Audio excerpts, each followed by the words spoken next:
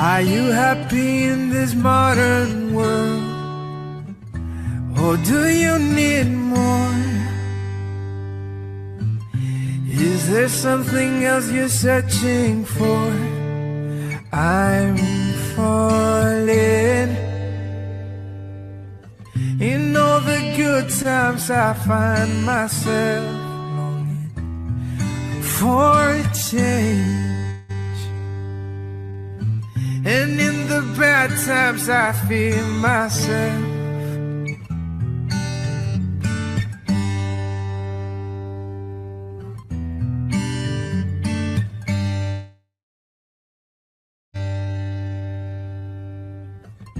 Tell me something, boy.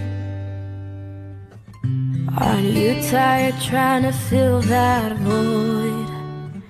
Or do you need more?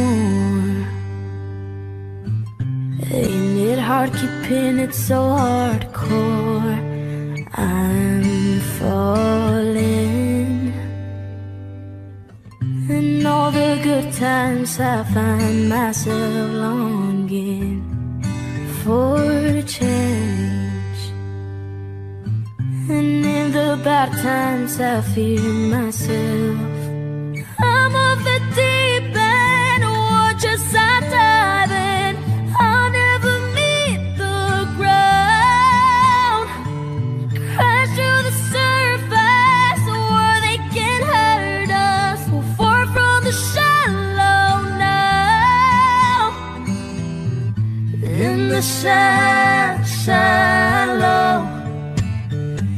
in the shallow, in the shallow,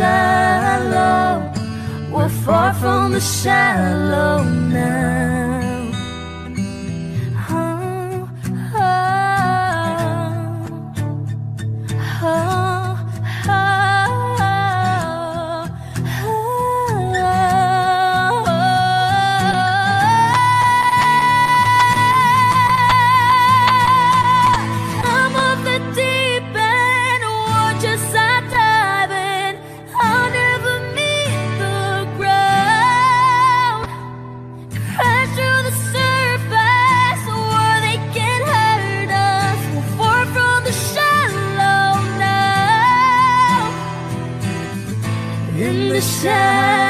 Shallow, in the shallow, in the shallow, we're far from the shallow now.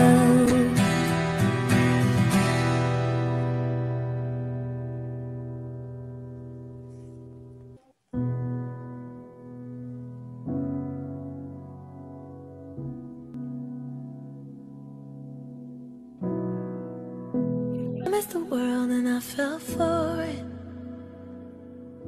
I put you first, you adored it. Set fires to my forest, and you let it burn. Sang off key in my chorus, cause it wasn't yours. I saw the signs and I ignored it.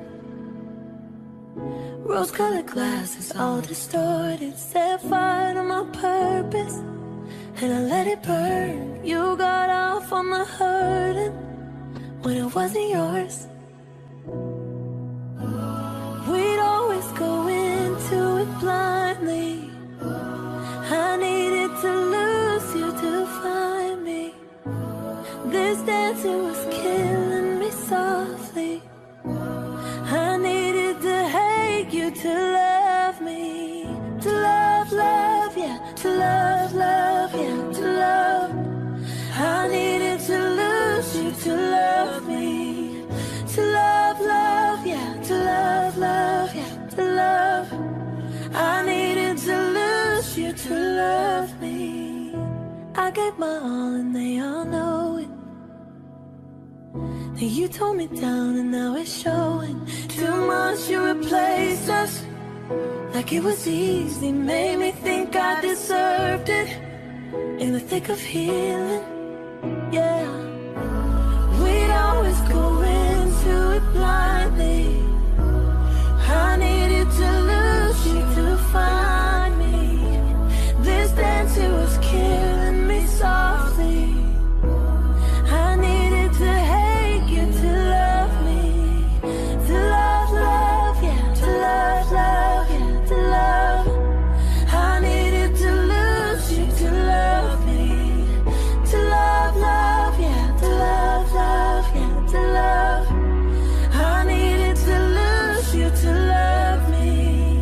You promised the world and I fell for it.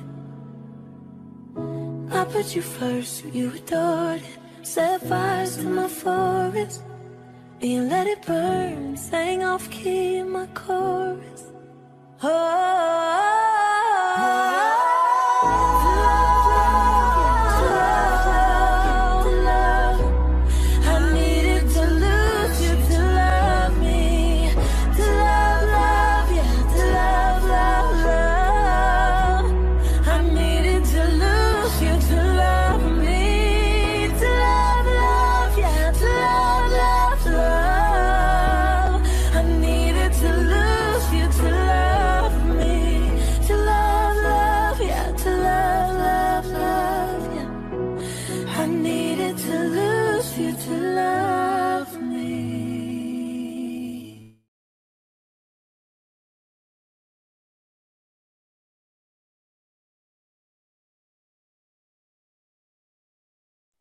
Hi, good day, Prof. Jenny.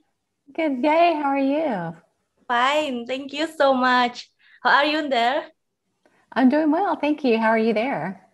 I'm fine too. Thank you so much. So here is my friend. Hi, Anin. Could you please talk with us? Good morning, Fitri, and good morning, Professor. Good morning. Anin will help us to be a moderator here. Wonderful. Okay, then I will guide you through the session today, Professor. Thank you. And we are live in YouTube now. Okay. Please let me say hello to my friends here. Sorry, I speak in Indonesia. Don't apologize. Thank you so much. Selamat pagi teman-teman semuanya. Kita sudah live ya di YouTube channel apa. Dan terima kasih di sini ada dari Sidoarjo, Kak Ilil, ada Kak Surya Lilik dari Tangerang, Kak Tuti dari Jogja, ada Kak Trisula dan Kak Adi Nugroho. Mbak Anin mungkin nanti boleh ditranslate ke Prof. Jenny in English, monggo. Ini dari Sabang sampai Merauke gitu Mbak Anin bilangnya. Monggo Mbak Anin. Okay, so Mrs. Well, since this is actually an event that is AMR community that meets from friends around the globe, usually we provide it into section. The first one is here in the Zoom, where we could hold on. Okay, and the second one, I'm opening the YouTube link because we are opening the question session in the YouTube chat also, because some of our friends are a bit shy, so they would prefer joining it via YouTube, and then we will open the question section in the YouTube chat also. So we're very happy to have you here today, and because the topic here is very interesting, I think, that is for both academics and those who are working in the pharmaceutical facilities, either industry or in the drugstore or even in the hospital. So I think because it has a broad range of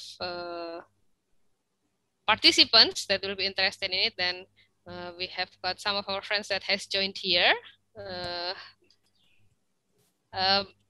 Mbak Fitria, should we start it now or should we wait a little bit later for the rest? Kita tunggu sebentar sambil mohon izin saya share screen. Ada yang ingin saya sampaikan tentang agenda dan kegiatan apa? Okay. Professor Beall, because usually in the beginning we are a growing community here, so in our event we always explain briefly about our community so that we could also introduce it to you. So here Mrs. Fitria will deliver the explanation about our community for a while first. Sounds wonderful. Thank you, Prof. Dan thank you, Mbak Anin. Mohon izin saya share screen ya. Monggo. Saya pakai bahasa Indonesia ya, Mbak Anin. Sorry, Prof. I speak in Indonesian. No problem. Thank you so much. Jadi teman-teman semua, terima kasih banyak. Hari ini kita sudah bertemu dengan Prof. Jennifer Beall, Pharm.D, BCPS, CHSE. Beliau biasa dipanggil Prof. Jenny. Beliau adalah profesor dan director of Pharmacy Labs and Simulation Experiences di Stanford University, McWhorter School of Pharmacy dari Department of Pharmacy Practice United States. Jadi teman-teman yang sedang bergabung di YouTube, kalau misal mau join di Zoom silahkan, ini meeting ID dan passcode-nya, kita masih ada seat yang available buat teman-teman semua. Mohon izin, ini adalah apoteker peduli EMR atau APA. In US, it says also American Pharmaceutical Association, also APA. Same with us, APA, without H, but we are APA. Jadi komunitas APA ini ada sejak 2019. Awalnya kami melakukan kegiatan bersama-sama untuk merayakan World Antimicrobial Awareness Week. Dan kebetulan ada teman-teman yang menginisiasi, salah satunya adalah saya di Jakarta, dan ada juga yang dari Bandung, ada Mbak Anin dari Bandung, kemudian ada dari Banyuwangi Bu Ari, kemudian dari Bali ada Kak Sheila, ada yang dari berbagai wilayah lainnya, ada dari Mataram juga ada Mbak Chandra, dan juga ada dari Aceh, dari Banjarmasin juga ada, dan wilayah-wilayah di Indonesia, termasuk di Jogja juga. Mbak Anin, monggo kalau mau ditranslate dahulu. Okay. So, Professor, here is our organization. Yeah, it's a community that is founded. One of the founder is Mrs. Fitria here.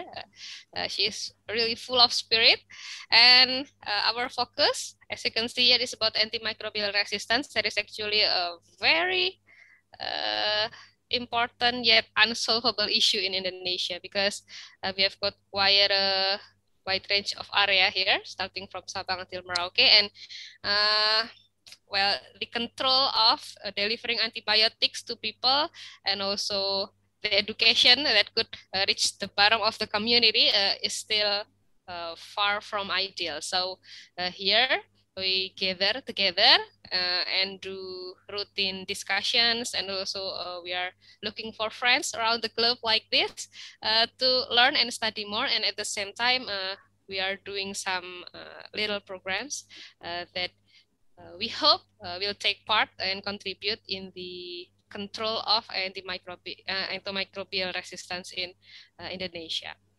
Terima kasih Mbak Anin. Jadi ini adalah aktivitas dari teman-teman apoteker peduli AMR. Kita ada beberapa kegiatan, awareness, edukasi di sosial media. Nah, ini adalah kegiatan edukasi di sosial media. Terima kasih nih tim sosial media, ada Kak Nadia dari Batang, kemudian ada Kak Sheila Bali, ada Kak Debbie Cilegon, ada Kak Tuti Jogja, dan Kak Indri dari Jakarta. Jadi yang menghandle kelas-kelas online ini adalah teman-teman sosial media. Selain di awareness, kita juga fokus ke tuberkulosis, kesehatan lingkungan pada AMR, regulatori, penelitian, menulis, dan juga ada kegiatan ekstrakurikuler APA. Teman-teman yang ingin bergabung boleh like, subscribe ini Instagram APA dan juga YouTube APA di APT Peduli AMR. Monggo Mbak Anin, mohon bantuannya. Terima kasih. So here are our activities, and it's a very broad range of activity. As you can say, we are focusing on broadcasting ourselves via social media. We are also focusing on scientific things. One of the quite important issues is tuberculosis here in Indonesia. We also initiate research regarding AMR, and also there are some fun classes like singing class. So we do sing together, and we learn how to do public speaking together. So that's our broad range of activity that we do. Terima kasih Mbak Anin. Jadi ini adalah tema bulan Agustus. Setiap bulan Apoteker Peduli AMR ada temanya. Bulan ini adalah tanggal 1 Agustus ya.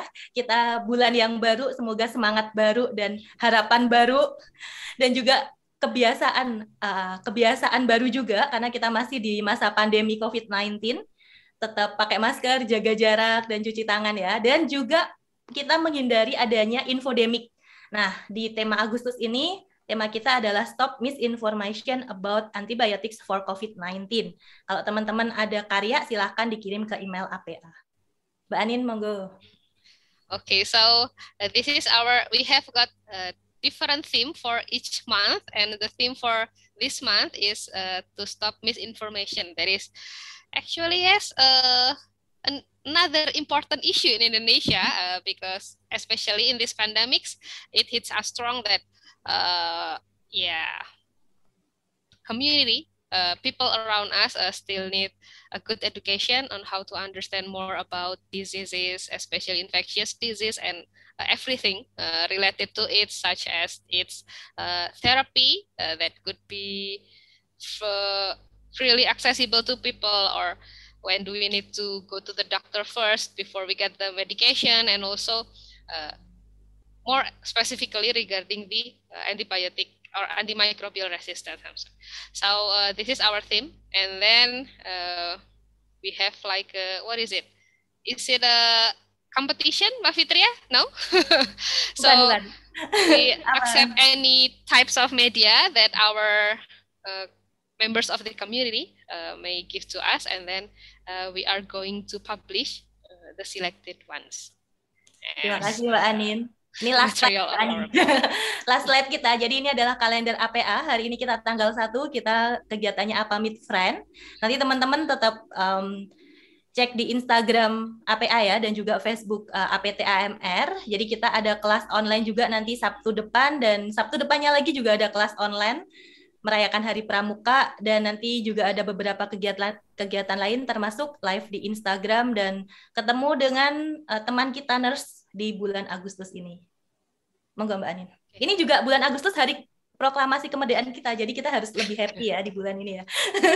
Okay, so this is the calendar that Miss Fitria always provide us in the beginning of the month. So this is our agenda. Sometimes there will be additional events added in the middle of the month. However, even though we have got so many events here, our members are very happy to join, and they have a high spirit enjoying each of the event, because we are happy to learn. And even in which month ya Mbak Fitria ya?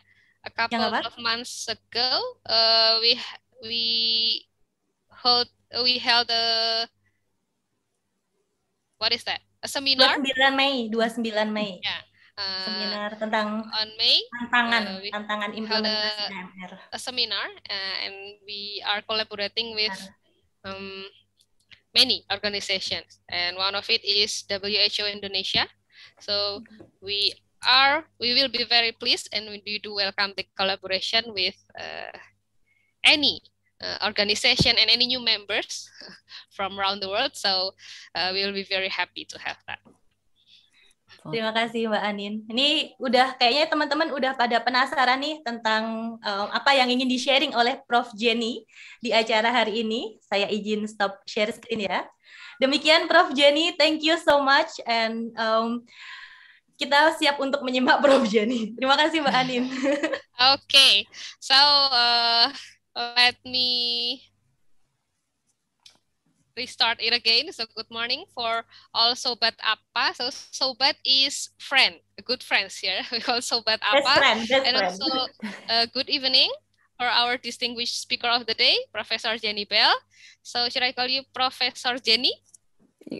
That's fine. Just okay. Jenny is fine as well. I appreciate it. Thank you. Thank you. So we do welcome you to our another APA Meet Friends around the world, and today we are featuring Professor Jennifer Beall from the BCPS CHSE. And hello, Prof. We do wish you a really nice day and the best of health always. Even though we are in the middle of this pandemic, we hope you the best of health always. So today, as we have informed you in the WhatsApp group, however, because we have got several another guests from other than APA members, we are going to discuss a topic that is, as I've mentioned before, I think it's relevant to almost AMR members, either for those who are working in educational institution or those in the pharmaceutical facilities. Especially for those acting as preceptors, yeah, because actually the big idea of increasing the quality of pharmaceutical education in Indonesia, that is of course will be in line with the quality of the graduates that we are going to have in the community, is all our homework to begin with. So for today, it is a very great pleasure that among us we have an expert in healthcare education, that is Professor Jennifer Beall. So, but before we start, I would like to share a screen. I want to introduce our speaker today.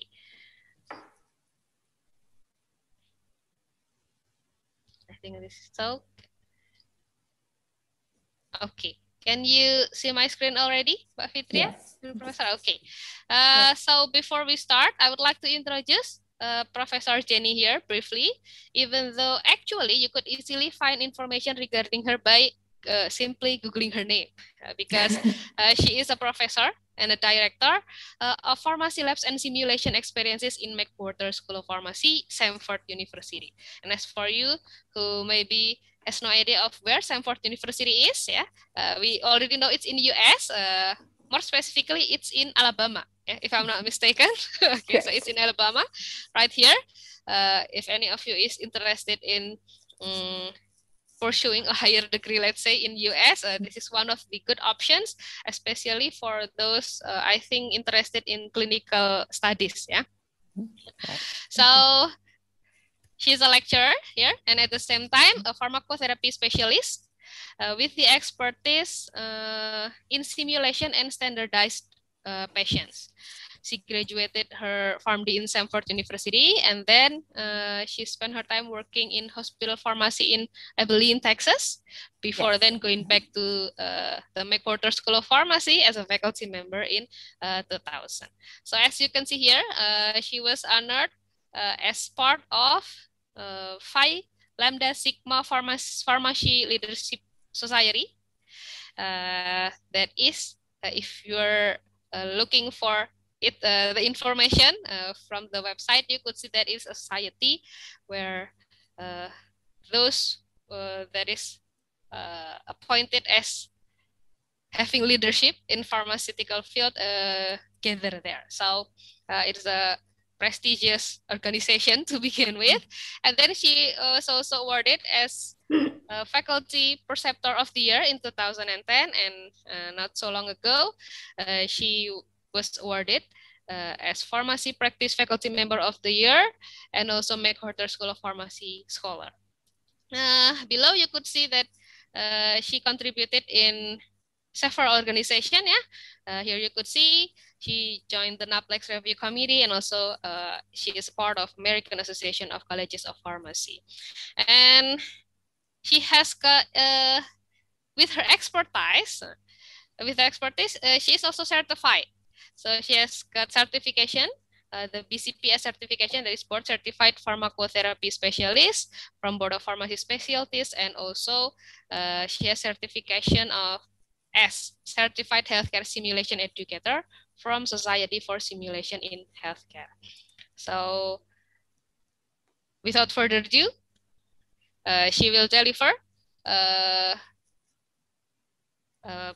lecture, we could say, so about simulation in pharmacy education. She will give a brief overview about that. So please, with a round of applause, please welcome our speaker of the day, Professor Jennifer Beall. Thank you very much. I appreciate that introduction. Thank you so much. And it's interesting to hear the things that you were talking about with antimicrobial stewardship and trying to get people to not take antibiotics for COVID. I think there's a lot of struggles that we have with both of those topics in the United States as well. So it just shows that there's some struggles that we all do share no matter where we live in the world. I'm going to share my screen so you can see my slides, hopefully. Okay, please, Professor. Before we start, I'm sorry. So for everyone want to deliver their question, you may deliver it via the chat room, either in the Zoom or in the YouTube. In the Zoom, if you join here, you may raise your hand, and then we will call out your name so that you can deliver. If you're not confident in speaking in English, it's okay. You could deliver your question in Bahasa, and we will help you translate it for Miss Jenny. Thank you very much. Can you see my slides okay? Yes. Okay, wonderful. Well, one thing I did want to point out on this title slide is that I do have my email address here as well. So if you would like to contact me, you're welcome to email me here as well. I'm excited to be here today. It's an honor for me to be with you all. And as you can see from this title slide, I'm going to talk about simulation in pharmacy education, which is something that I'm really excited about. It's an area of practice I've been in for a few years now, and I really enjoy it.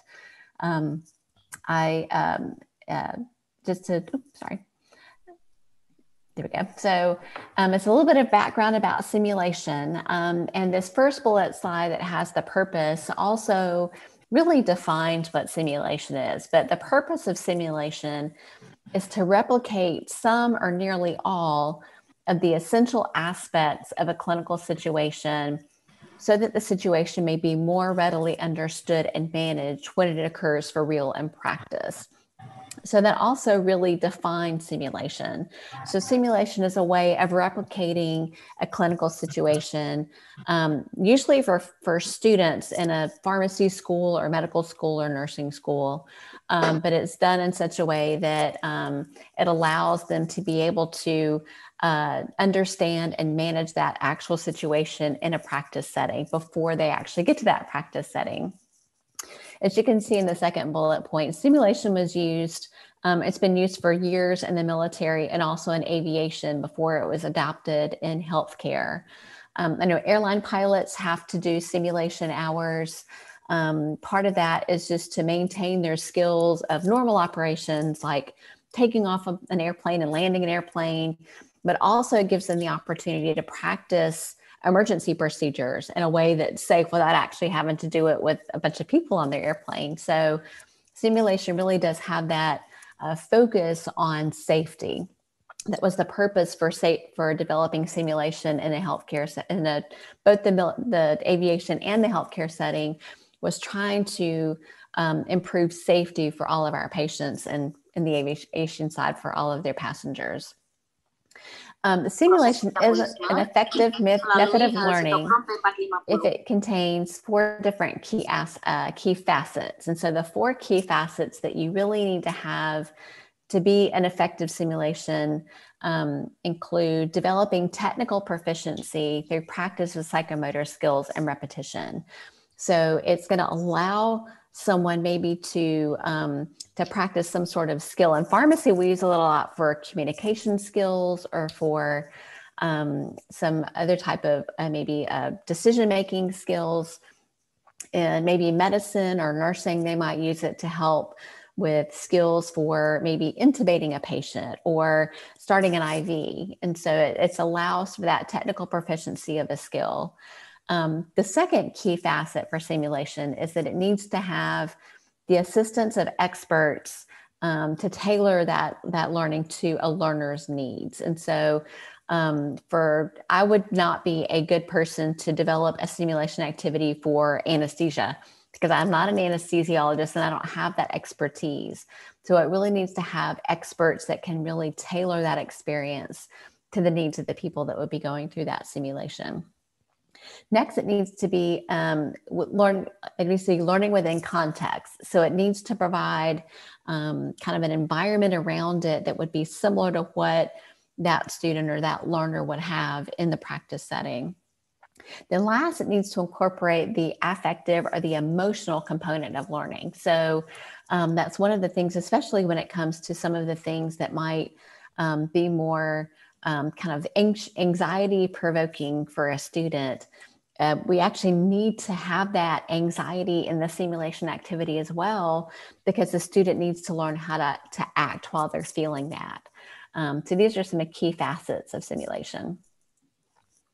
There's 5 reasons that simulation has really increased in medical education. So when I say medical education, I mean medical schools and nursing schools and pharmacy schools as well. One of the reasons is problems with clinical teaching. So it's becoming more challenging to do some skills teaching in a practice setting. For pharmacy, we actually struggle with our students in a hospital, in an actual hospital setting, be able to make IVs. They're not always allowed to do that in that setting. And so simulation can allow us to teach that in the clinical, in a clinical environment, but not actually being in the hospital setting. Another reason that simulation has really increased in medical education, probably more so for medical students, is there's new technologies for diagnosis and management. Like I say, it's more of an issue for medicine and pharmacy, to things like laparoscopic surgery. You wouldn't really want a medical student to learn that on an actual patient. So there's some technologies or some skills that maybe it's much better to learn that in this safe, controlled environment without actually having to learn that on a person. One of the third reasons is that for this increase in simulation in medical education is that it gives us a great opportunity to assess professional competence. We do a lot of kind of competency-based education in the United States in pharmacy schools. And so simulation is a great way to help to assess that those domains of competency have been met. I mentioned about medication errors and patient safety. And so that's really the key reason that simulation was brought into aviation, and also the key reason that simulation was brought into medical training, is that we really want to do these things to improve patient safety and make our patients safer in the healthcare setting. One of the key patient safety reports was one called To Err is Human. And this report really highlighted the need to focus on teamwork to develop safe systems. And so we can create that system, we can create that teamwork environment in simulation and allow students to learn how to do that before they're, again, doing that with an actual person. The fifth reason is the role of deliberate practice, which we'll talk about more on this next slide. So deliberate practice is really, the definition of that is focused training to improve a particular task. This isn't just in education. You can think about this in a field such as sports or chess. Deliberate practice allows you to acquire expertise in a field, whether it's a professional field or a soccer field or a football field. And so you're allowing someone to develop expertise. And a deliberate practice is governed by a set of principles into which a learner should be engaged in order to meet that desired outcome. So the student or the learner should be allowed to have repetitive performance of the intended skill. So for pharmacy students, we use simulation quite a bit for patient communication, maybe talking to a patient, getting a patient history, getting a medication history on a patient. So we need to have a repetitive performance of that skill that just allows the student to be able to improve in that skill. So part of deliberate practice also is having a rigorous skills assessment. So it's not just having the student perform a skill and then having them figure out on their own how they did. There needs to be a rigorous assessment by one of their faculty, by an instructor, on their skill in that environment. There needs to be specific informative feedback. So if we have a student who maybe is talking to a patient about their symptoms, and instead of just telling a student, oh, you did a good job, or oh, you didn't do a good job, we need to give specific feedback. So we need to say, well, you did mostly good, but you forgot to ask the patient if they're allergic to any medications, and if they're allergic to a penicillin, that might actually impact the antibiotic that we choose for that person. So giving specific and informative feedback really allows the students to hone their skills. And to get that feedback is going to lead to better skill performance. The feedback should. So it needs to be something specific and something that we can tell the student, the next time that you do this, you need to do this differently. And so that deliberate practice, simulation really allows for that deliberate practice to take place. So where do we use simulation? As was mentioned earlier, it's not just in schools, it's also used in healthcare settings. And so, but we'll talk first about the schools. Health profession schools, so medical schools, nursing schools, pharmacy schools, physical therapy, many other health disciplines, will use simulations in these schools. it can be low stakes or high stakes. So low stakes is usually something that's just a training activity or something where they might get a grade in a course, but if they don't get a good grade on that particular activity, it's not going to have a significant impact on their progression in the program. High stakes, on the other hand, can limit their progression to something. So I have in parentheses there the USMLE, which is the licensure exam for medical students. It's a step process. And so their step 2 exam actually incorporates simulation. So in that case, you actually do have simulation that is this high stakes experience. But not just in schools, simulation also is used in healthcare settings. For example, anesthesiologists will use simulation for their certification maintenance. The certification is called MOCA, Maintenance of Certification in Anesthesiology. So for them to demonstrate that they still know how to use those skills, they have to go through simulations that demonstrate that. Also, we saw recently in the past year and a half that simulation can also be used to teach healthcare professionals new processes, which it was used quite a bit to teach healthcare professionals how to don PPE when they were working on a COVID unit.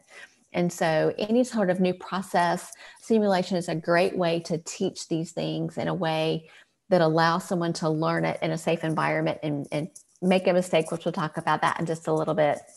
But in healthcare settings, it's a great opportunity to either see how a team responds to something. So for example, there have been simulations where there might be a computerized mannequin or a fake patient that's left in a patient room, and maybe they call a code or there's some kind of event that brings the healthcare team into that room. And so we can see how the team is going to work together to care for that patient. And so it's not an actual patient. So we have a chance to see if there's something that the team doesn't do well.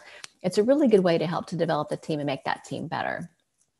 Now, I did want to specify, so I've used the term student and learner. So just to specify the difference between those, we typically refer to those who are in school or a training program as students. And maybe someone who is in like a healthcare setting or an anesthesiologist, we might refer to those as learners. So typically the word learner is used for simulation just because it would encompass both a student in a program and a practitioner. It's kind of a term that would include both of those groups. I think I tend to kind of go back and forth and use both of those words interchangeably. So I just want to specify that student and learner really is the same thing for this particular talk. So some different principles of simulation. I've mentioned this on that previous slide. But one thing that's really important about simulation is that needs to be a safe place to make a mistake. The purpose of simulation is to give learners a safe place to learn and they can demonstrate new skills. And so for them to do that, it might be that they're not going to get that skill correct. And so that safety aspect means that it's an environment where failure isn't punished.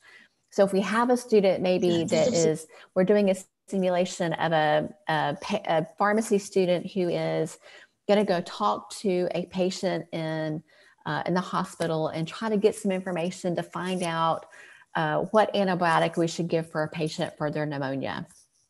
And let's say that student forgets to ask about allergies, or they ask the wrong questions, and instead of realizing the patient has pneumonia, they think the patient has tuberculosis. And so instead of punishing that patient and kind of chastising it, oh, you did the wrong thing, we need to make sure that the environment is, we encourage the student to understand where they made the mistake and how they would do things differently the next time, but not to feel like they're being punished for that mistake.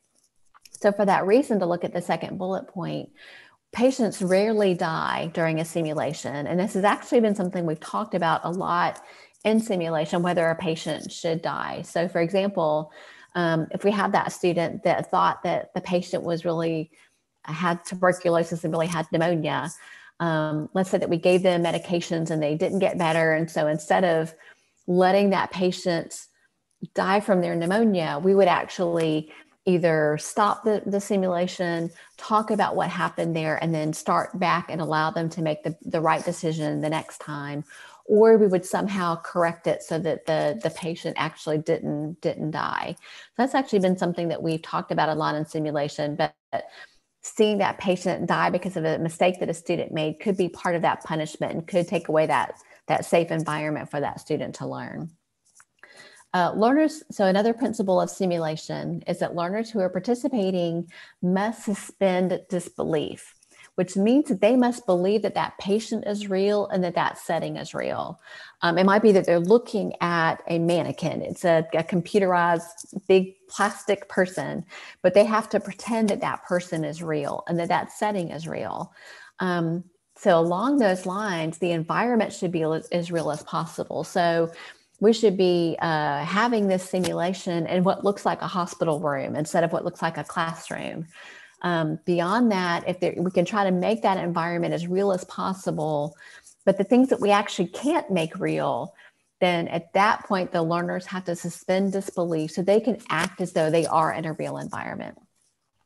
There's what we call a fiction contract in simulation, which encompasses the appropriate use of the as-if concept.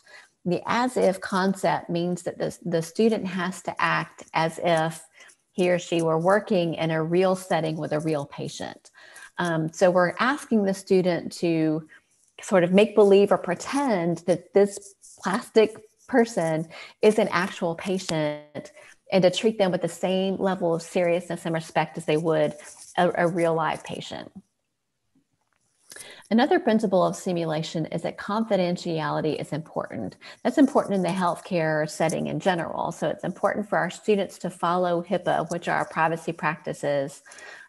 Follow those during simulation, since simulation is considered to be a real life event. So in a hospital setting, we would not want a student to walk out the hallway and talk about what's going on with the patient in the room, because people walking by might hear, and that would violate that patient's confidentiality. But along with patient confidentiality, we also want to make sure that students maintain the confidentiality amongst themselves. And so it's important that learners can trust that there isn't inappropriate discussion of their performance outside the simulation. So if that student did go in and talk to the patient and think the patient had tuberculosis when they really had pneumonia, then we don't want that student to worry that their classmates are going to share and say, oh, they didn't do the right thing, or they messed that up. And also they need to trust that their teachers aren't going to do that too. So it's really important to maintain that confidentiality of what happens in that situation doesn't get shared with other people. Like we mentioned earlier, simulation really should allow for deliberate practice. So as we mentioned earlier, deliberate practice is a learner's endeavor to practice for the purpose of improving a task or skill beyond their current level of proficiency. So simulation really should allow, going back to the example of the student who's going to talk to a patient and try to find out that the patient had pneumonia, we should have several activities that are like that. So the student has a chance to practice that skill and to really get proficient in that skill. And then also want to maintain a high level of fidelity in simulation. So what we mean by fidelity is defined as the exactness of duplication. We can't ever make simulation appear exactly as a real life event, but the more fidelity we can create, the higher the fidelity of that simulation, that's going to equate to a very real feel to that student. We're going to increase the realism of that activity to the student. There's different types of fidelity. So the first is functional fidelity. So we think that the student or the learner needs to operate in the simulation as they would in a patient care setting. So they need to use the same skills that they would use in a patient care setting and really act within their scope of practice. So for a pharmacy student, it is well within their scope of practice in the United States, and I think in other countries as well, that they would go in and talk to a patient, get some information from them, get a medication history, and then kind of think through what the appropriate treatment for that person would be. So that is functional fidelity. We're asking the student to do something they would do in practice.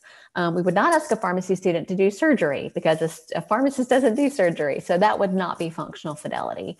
So you really need to make sure that you're setting up a simulation that mimics or looks just like what a student would do in practice. There also needs to be task fidelity, which this is a measure of how authentic the simulated task is to the real task. it needs to match the educational level of the learner as well. So we need to make sure that the simulated task of, this is probably more along the lines of like for a nurse that's learning how to insert an IV, or an anesthesiologist who's learning how to intubate a patient. It really needs to have that similar anatomy. It needs to be just look exactly like it would in a hospital setting. But also it needs to be matched to the educational learner of the level of the learner. So if it's a nursing student, the very first day of nursing school, and they haven't learned anything about inserting an IV, then to ask them to do that on that first day would not match that task fidelity. Physical fidelity is making sure that the environment that the simulation takes place in matches what you would see in a real world setting. So again, having a simulation in a room that looks like a hospital setting, or that looks like a doctor's office or a physician's office or a clinic, that's going to maintain that physical fidelity versus having it in a classroom setting. The last is psychological fidelity. So this is how much the student or the learner perceives the scenario to be real.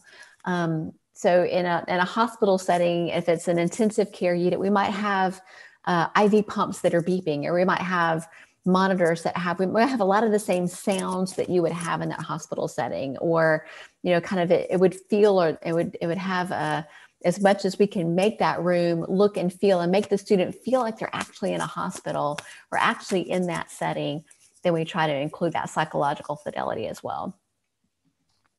So I have a few pictures here of our simulation centers at Stanford. So up here, the top left picture, this is actually, I mentioned high fidelity. So this is one of our high fidelity mannequins. This is actually a large computerized plastic person. You can see the computers here that actually operate the mannequin. The mannequin is pregnant. So this is a mannequin that can actually give birth, which allows our nursing students to practice obstetrics. You can see that this room looks somewhat like a hospital room. We've got the vital signs up here. We've got the sink, and we've got a lot of the equipment in here. We've got the IV pole over here. So a lot of things that would look like a hospital room. So this is one of our high fidelity mannequins. Over here, we have one of our standardized patients. And so this man is an actor, and he plays the role of a patient. So he is given a script, and he is told maybe to tell the pharmacy student, so, I'm having a problem with my blood pressure. And so then the pharmacy student knows that they need to check the patient's blood pressure. And he's given a list of questions to ask, or a list of things to say that would tell the student, that would kind of guide the student to what the task they need to do. Maybe he would say that my blood pressure has been elevated, and so the student would check the blood pressure, or even just as, maybe to give some kind of symptoms or things like they would be given a script that they would follow that would help to meet the objectives that we have for the student in that particular simulation. Down here on the bottom, we actually have over here on the left, this is actually our non-sterile compounding lab.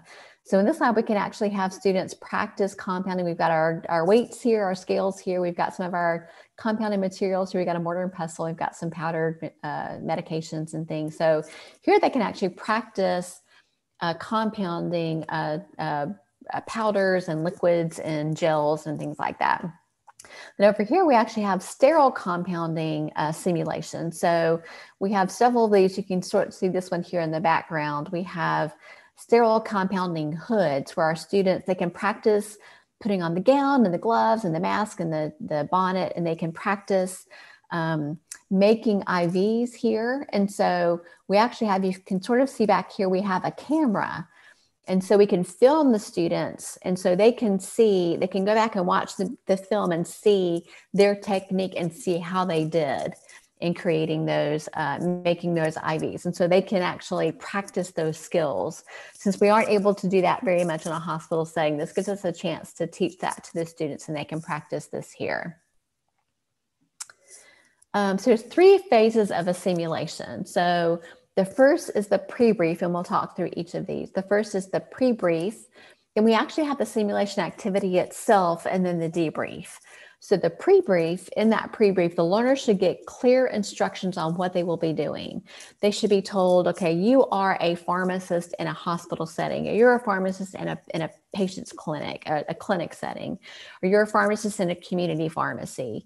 They should be told kind of where they are.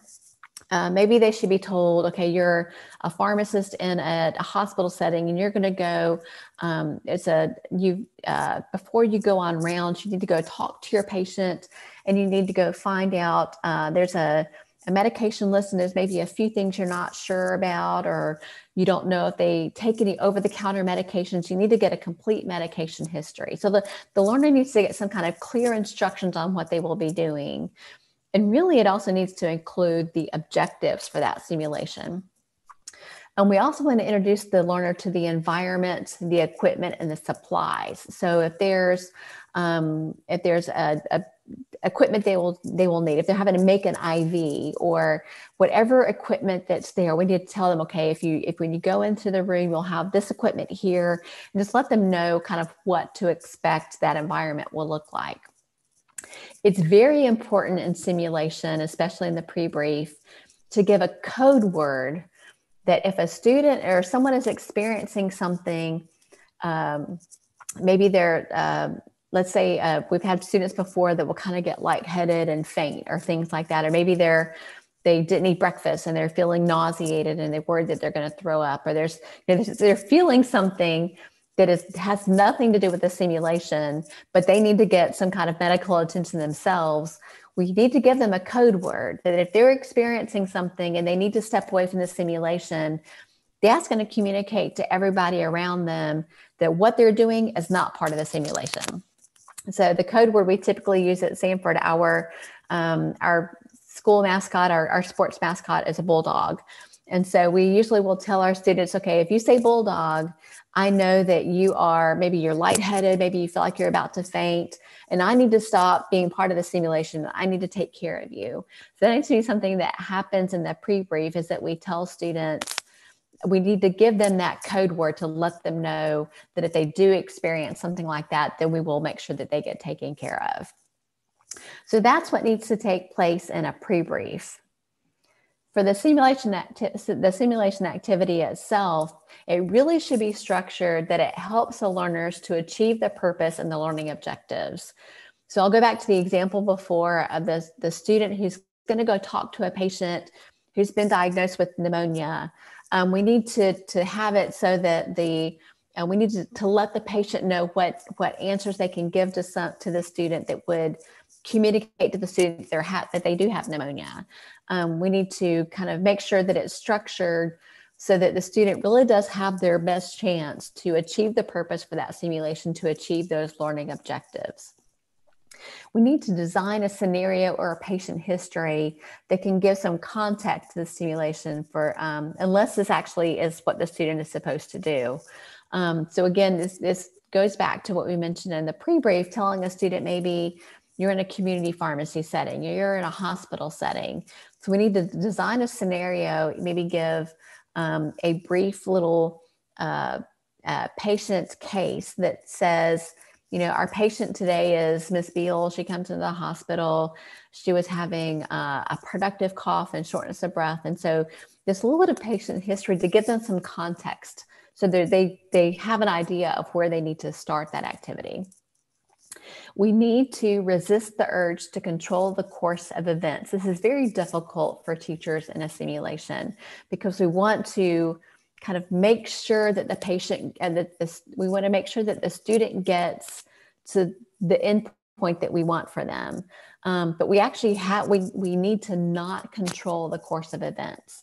So this might actually mean that we build in extra time to that simulation to allow the students to take a wrong turn. And then we have to try to somewhat guide them back if we can. To go back to the example of maybe a patient who has pneumonia. Let's say that the patient has pneumonia. The student should have recognized that the patient has pneumonia, but for some reason the student thinks that the patient has tuberculosis. So instead of recommending antibiotics for pneumonia, they're now recommending therapy for tuberculosis. So if we that we need to have a way that we don't like control the course of events so that the student, we need to allow that to take place and let the student realize their mistake. And then it'll be a less direct path to the endpoint, but it's going to be a really good learning opportunity for that student. Really not all learners have to participate in a simulation for it to be effective.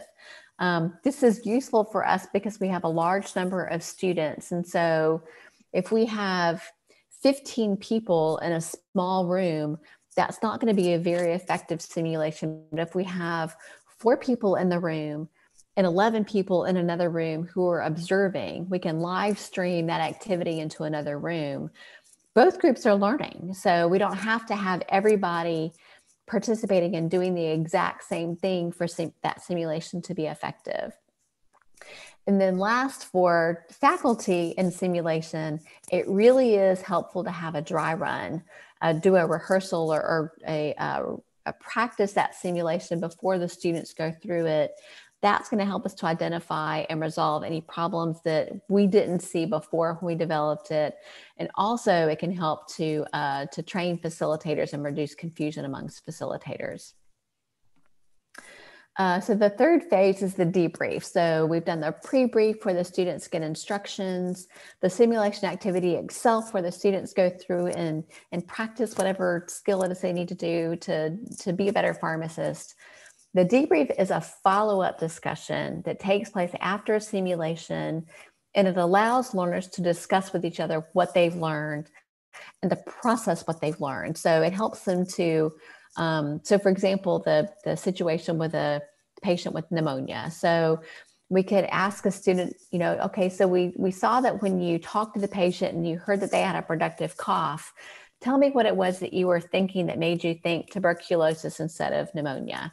So we can kind of talk about their thought process, and we can kind of see, we can help them to learn that material better by learning their thought process. And this follow-up discussion is going to help really to their learning to improve. The objective of the debrief, there's 4 objectives you can see here. We want to get the learner's perceptions of what occurred. So if the student did think that the patient had tuberculosis instead of pneumonia, we want to get the students' perceptions of, you know, of what they were thinking that led to that. We want to try to link that activity or the event to a specific content or specific skills. So for example, if we taught the student before about making sure they get complete information, we can link them back to that content and say, well, don't forget, whenever you're talking to a patient, you need to make sure that you look at cultures, or we need to make sure that we link that activity back to things that they learned before. Now it just helps to point out what they have learned previously. We need to give the learners feedback on their involvement, their behavior, or their decision-making. So again, if we have somebody who maybe forgot to look at labs or forgot to look at some information that would have told them the patient had pneumonia instead of tuberculosis, we need to give them feedback that, okay, the next time that you do this, or when you're doing this in a practice setting, you need to make sure that you do gather all that important information before you make your decision. And then the last thing is we do need to reestablish that desired classroom environment, which really is trust. So if a student made a mistake, they may not trust themselves, they may have lost some confidence. And so we need to make sure that we reestablish the trust that they have with themselves, with their teachers, and also with their classmates. So lastly, these are just some guidelines or some organizations that oversee simulation. The first is the International Nursing Association for Clinical Simulation and Learning. It's also called INACSL. They set standards of best practices for simulation. So whenever we're looking at how simulation should be done, we'll go to the INACSL guidelines. The Society for Simulation in Healthcare, which is the organization that accredits simulation centers. They also provide the certification for healthcare simulation educator, which I have. And then the third is the Association of Standardized Patient Educators, or ASPE. As I mentioned before, standardized patients are an actor that plays the role of a patient. And so ASPE sets standards of best practices for using standardized patients, or for how standardized patient events should be run. But I think that's everything that I have. I'm going to stop sharing my screen and see if there's questions I can answer for anybody. Okay, thank you very much for the very interesting lecture. Yeah, I was in awe for seeing the facilities for simulation you have there. So here we have got a question from Miss Kartika Citra. In the chat box, she delivered that she want to know, would you please share if the patient simulator of mannequin is being used in pharmacy curriculum? Could you please give us the examples of in which application it could be used? Because in University of Indonesia, pharmacy, they have patient simulator. However, they have difficulty to develop the scenario out of that mannequin because we are using the mannequin with the feature for clinical setting that is being used by nurse or medical students. So there is no specialized mannequin for pharmacy. So could you please share the application we could use for pharmaceutical studies? Absolutely. So that's a great question. We've used the mannequins for a couple of different, or several different activities.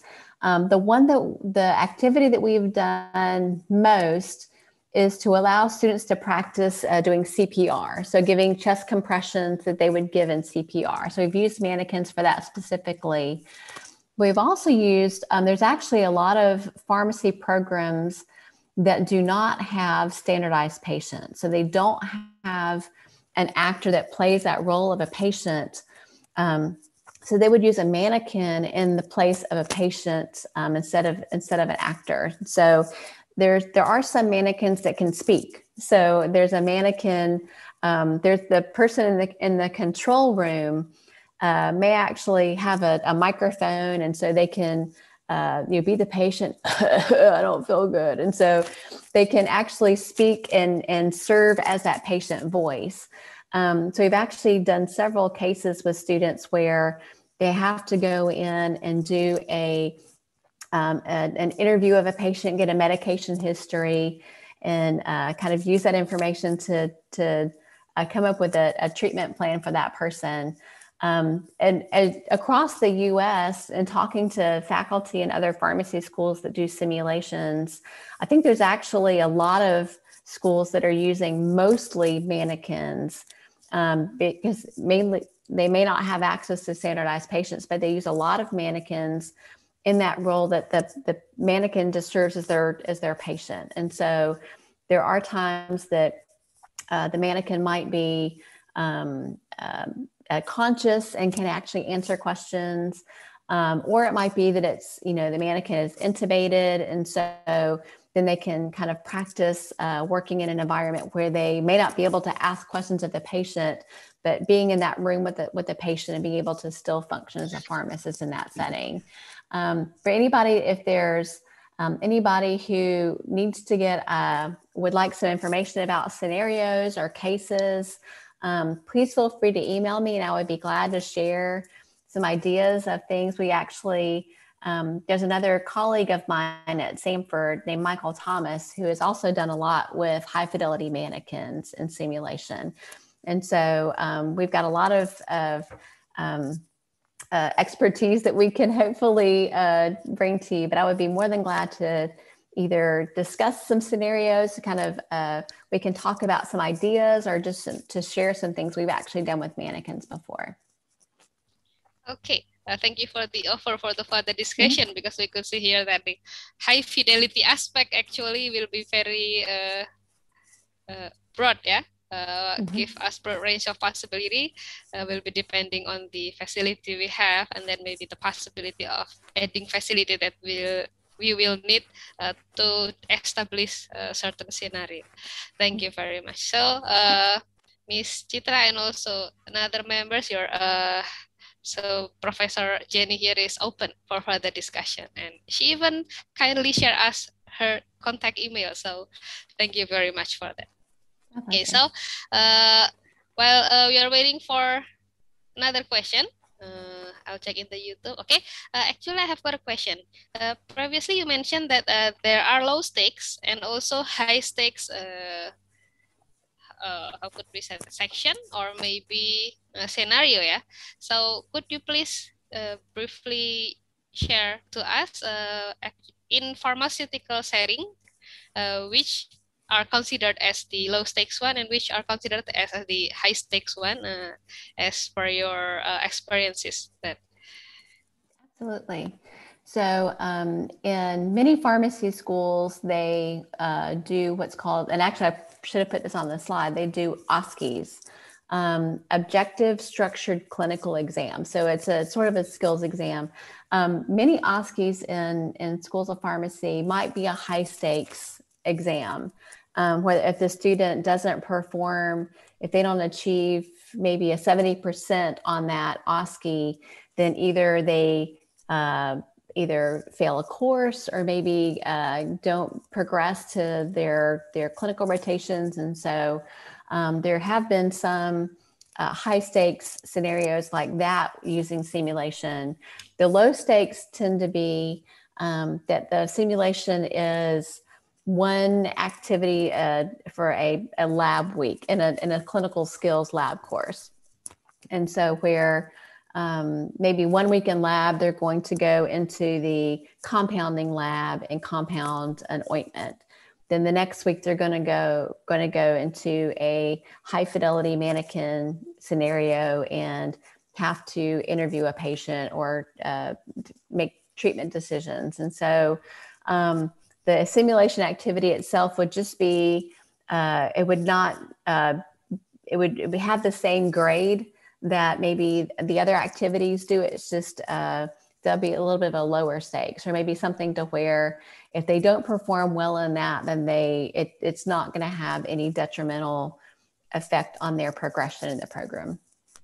so it's more about the impact of whether they will succeed or failure in that process for their further progress. Yeah. Actually, Exactly. here for pharmacists in Indonesia, we are in the process of developing our OSCEs, and one of our main problem is that in Indonesia we don't have separated degree for those that are going to work in clinical settings and those who are going to work in industrial settings. So we are all the same. Once we get the degree, I will have the chance to either go to the hospital or go to the industry. So that's why we are having a broad range of settings to establish in our OSCE. So we have got another question from, I'm sorry, Mr. or Mrs. Calvin Wiradani. Dear Professor, are there any curriculum there which introduce students to an ideal drugs dispensing room? That's a great question. There are many pharmacy schools have what looks like a simulated community pharmacy. We actually, just before COVID, we were in the process of developing plans to turn one of our storage rooms into a community pharmacy. And so that will happen, I guess, in 2 or 3 more years. But many pharmacy schools actually do have a simulated community pharmacy to show to give students the experience of dispensing medications in the community setting. In the hospital setting, we actually we've had some simulations in the past where the students, it's an interprofessional activity where it's pharmacy students and nursing students and several other disciplines. And so the pharmacy students would have to go to what we kind of created our own hospital pharmacy and patient pharmacy.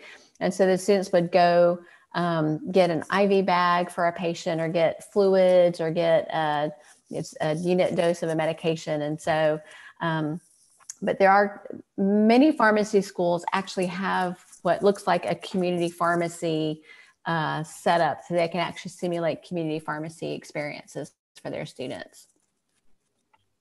Okay, so that's it, Mr. Calvin. Do you have any further feedback? for the answer to the question? Okay, I think that's enough. And from Mr. Calvin. Okay, is there any other question? Boleh Mbak Anin, tapi saya dalam bahasa Indonesia ya, nanti minta. Oke, silahkan. Thank you so much, Prof. Jenny. That's you. very interesting. What you say about pharmacy simulation. Jadi yang ingin saya tanyakan, nanti Mbak Anin mohon izin untuk mentranslate ya. Apakah ada impact dari COVID-19 ini di pelaksanaan simulasi farmasi di US sana? Dan apabila ada, apa perbedaan antara simulasi farmasi sebelum sama saat pandemi ini? Mungkin itu dulu Mbak Anin. Terima kasih. Okay. So, Professor, Mrs. Fitria here wants to know whether or not there is a change in the simulation in educational pharmacy there before and after the pandemic, and if there is any, what are the differences? Very good question. So the pharmacy school, we shut down in March of 2020, as I think the rest of the world did also. And so we were partway through our semester and had to decide, how do we continue our lab courses and continue our simulation activities when either via learning to use Zoom, how do we do it via Zoom, or how do we continue our courses for our students so they could actually finish the semester on time? It took a lot of very quick thinking and a lot of creativity. Our simulation center developed a process so that we could Zoom with a standardized patient. Or I know that there was a pharmacy program in New Jersey. It was at Rutgers University in New Jersey that the simulation center director went to the simulation center, and he served as an avatar for the students. So the students would tell him, okay, I want you to put the stethoscope, here. And so he would do that and report back. So we had to get really creative and make a lot of shifts in how we did simulation. The high fidelity mannequin simulations were the most difficult to try to recreate in this environment. But there were some people that were able to do that in using some different techniques. I think there was an increase in virtual reality and using that for simulation. And like I say, being able to do standardized patients, we were able to do some of those activities still, since we could connect with our standardized patient actors through Zoom. But things like sterile compounding and, making IVs, making ointments, and a lot of the different simulation things that we had done, it really tested our creativity skills. Okay, so the challenge to simulate the simulation in an online setting is very challenging. Very great way to put it, exactly. Okay, so Ms. Fitria, is there any further question? Boleh tanya satu lagi, boleh Mbak Anin? Please. Baik, thank you so much Prof. Jenny for your answer. Yang ingin saya tanyakan lagi, yang kedua, tadi ada prinsip dari simulasi, disampaikan bahwa it is a safe place to make a mistake gitu. Jadi gimana ya cara encourage teman-teman nih biar bisa lebih berani untuk mencoba dan belajar lebih Jadi kadang tuh teman-teman tuh kurang untuk show up their self gitu. Khawatirnya ntar mereka jadi tidak mendapatkan ilmu yang cukup banyak karena takut salah dan takut disalahkan mungkin. Jadi bagaimana cara memupuk rasa percaya diri dari teman-teman yang ada di apoteker di Indonesia ini? Mungkin ada tipsnya. Terima kasih Prof. Jenny. Okay, so Ms. Fitria here, that's a very great question, yeah. So you mentioned previously that this simulation environment actually will provide an environment that will allow mistake. by the students or learner, yeah, in this case. So Ms. Fitria here want your suggestion on how to increase the confidence of the learner that later on will be the pharmacist in Indonesia, because mostly of the students here are scared to make mistake, so that it will at the same time handicap their their potency to explore more. Students in the U.S. have that same fear of making a mistake, so I can understand that as well. I think the best way that I've seen is to there's our children's hospital here in Birmingham. When they do the pre-brief with the students, there's a basic assumption that they tell the students each time. And this is something that I think is a common process or common statement to include in a pre-brief. We tell the students, we know that you're intelligent, we know that you're well-trained, and we know that you're dedicated to taking care of patients. What you're doing here is not going to change how we feel about that. We understand that this is a different environment. We understand that this is something you haven't done before. And so we try to make it such that we tell the students, your performance today does not make us doubt your intelligence, or does not make us think differently about you academically. We understand that this is a learning situation. And so that tends to put students at ease, to feel like they can have that safe environment. There will always be students that are so afraid of making a mistake. And I think I'm one of those people too.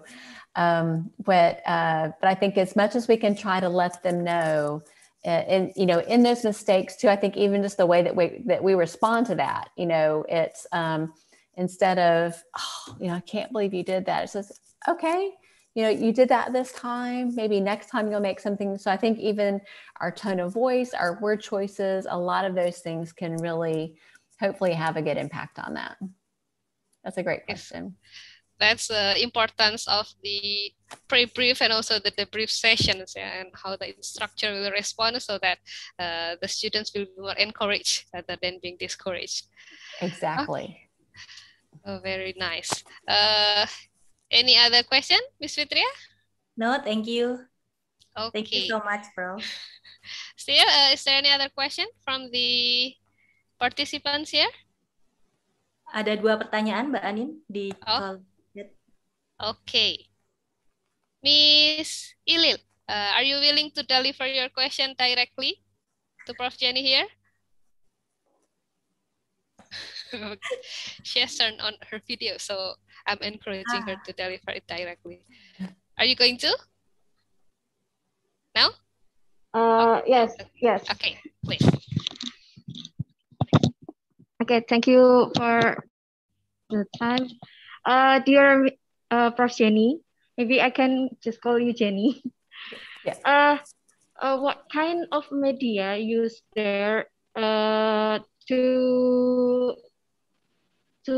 explain how to use a special pharmaceutical dosage form like turbohaler or AccuHaler? Because now my students have a difficulties to learn about the use of inhaler, turbohaler, insulin, of course, and I just don't know how to make them easier to learn with easy media, and how to evaluate the understanding of all of students, because not all of them join in the simulation. Thank you. Yeah, thank you. That's a good question too.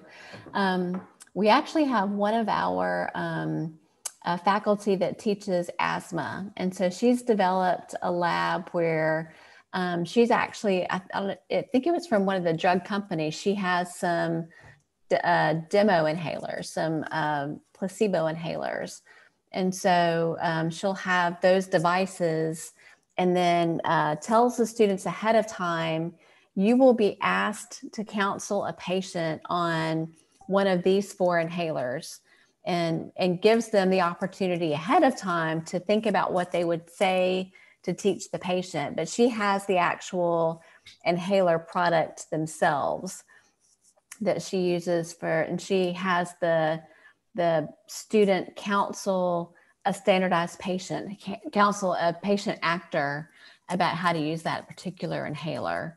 And I think that's one we actually do have every student go through that simulation. So that is one where, like you mentioned, it would be difficult to have one student doing it and other students watching and have both really get the same experience. So we actually do have every student go through and teach the patient how to do that inhaler.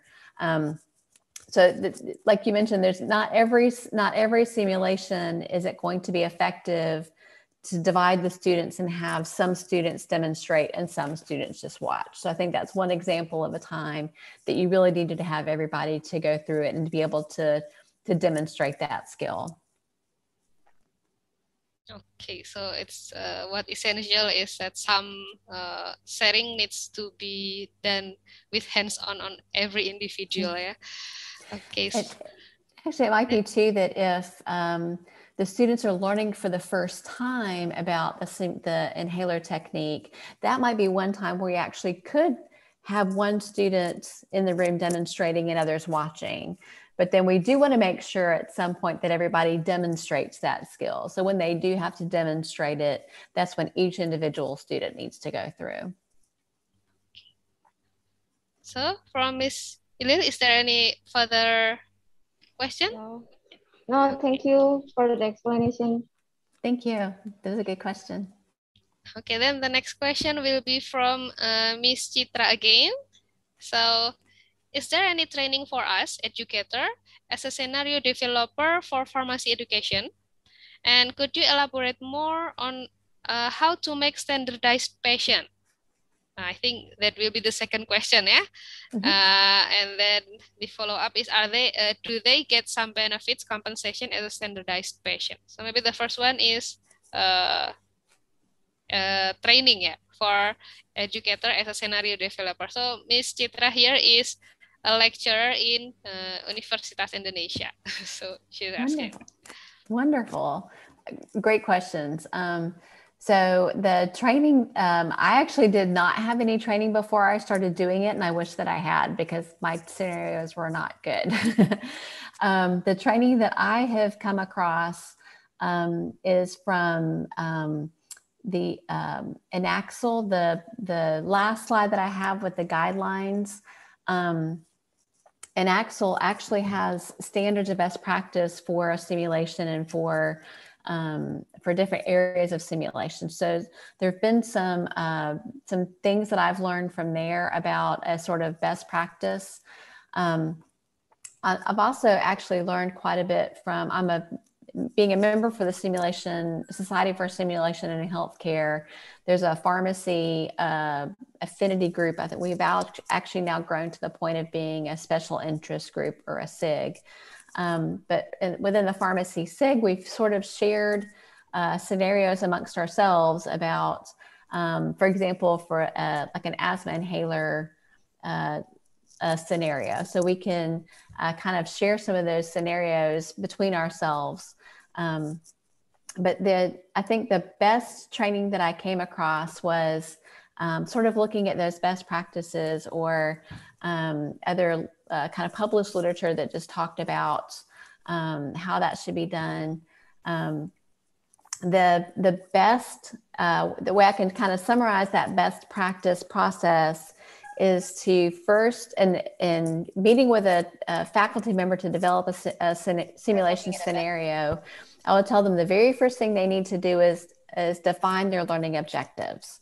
So that's the first step, is to know what you want the outcomes to be. And then from there, we look at what simulation modality could best meet those objectives. Is it that we need a mannequin, or do we need a standardized patient? So looking at what type of simulation is going to best meet those objectives. And then from there, we could create maybe a patient case scenario, or kind of develop the simulation, kind of the framework for it. And then what do we expect the students to do, and have the assessment tool that might be used for that if it's the students will be individually assessed on that. So I'd be more than glad to share any materials that I have too. So you're welcome to email me, and I can share like a worksheet that I've people have shared with me. It wasn't something that I created, but a worksheet of how to put a simulation scenario together.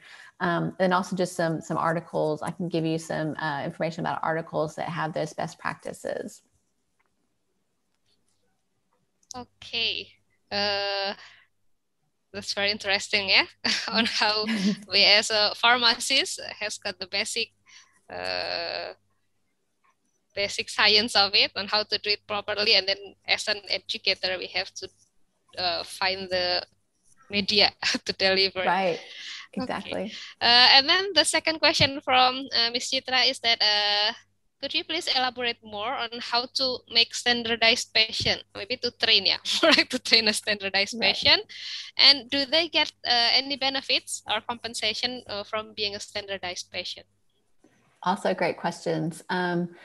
I've in my time in simulation, I've sort of been part of several different processes for standardized patients.